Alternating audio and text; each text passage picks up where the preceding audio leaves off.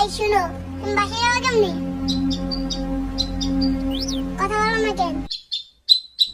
লিটকা বাসায় গেলে তোমার আম্মু কিছু বলে না? আম্মু আমার একবার মাহাদি বাসা থেকে আসতে লেট হয়েছিল, এই জন্য আমার আম্মু আমার দৌড়ান দিয়েছিল, কিন্তু আমি দৌড় দেই নাই।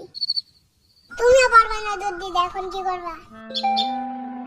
কোন জায়গা থেকে উঠে নিছিলা? হ্যাঁ, এত বকনামি কেন করো? ছোট মানুষের মতো থাকতে পারো না?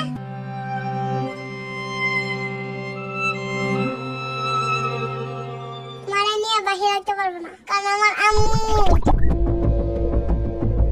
না আম্মু না আম্মু এটা এই যে, না না এই যে এটা।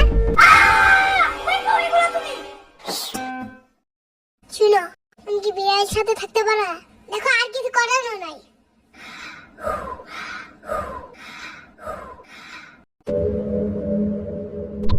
মামা! মামা! তোমার বাসায় আসলে সবাই ঘুমায় কেন? না না ঘুমাই না তো। বাকি সবাই ঘুমায় কেন? বোরিং লাগে না আমার? কি করবো এখন?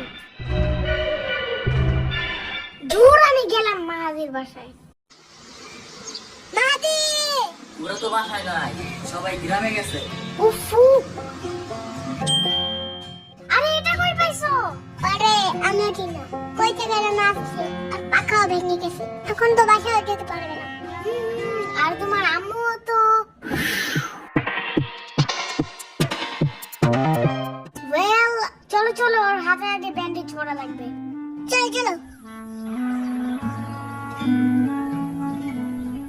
এই পিচ্ছি যদি না ঠিক হয়, আমি বেতন পেলে একটা খাতা কিনে দিব, ঠিক আছে? পরে তোমার বাসায় অর্ডার রাখবা। তুমি জব করে পেয়েছো? আমার নানু আসলে ওরা সাদা চুল উঠাই দিলে একটা চুলের জন্য 2 টাকা করে দেয়। একদিন 15টা উঠাই দিছিলাম, পরে আমার বোনাস দিছে পুরো 50 টাকা। আমার নানুর চুলও কালো করা বন্ধ করা লাগবে, কারণ আমার এই জব দরকার। এই পিচ্চিটা কি খায় কি? এখন আমার বইও না যে ওর জন্য আমার পোকা ধরে ধরে আনতে হবে। I hate বাগস। আরে না না না, আমার কাছে অনেক তেলাপোকা আছে, ওইগুলো তোমাকে এনে দেব, ঠিক আছে? কোনো সমস্যা নাই।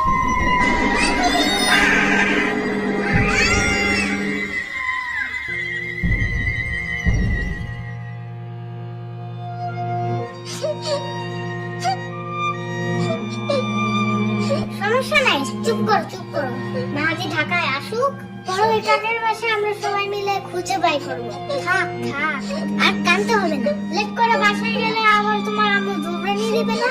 আচ্ছা এখন চুপ করো, ঠিক আছে? জলদি চলো।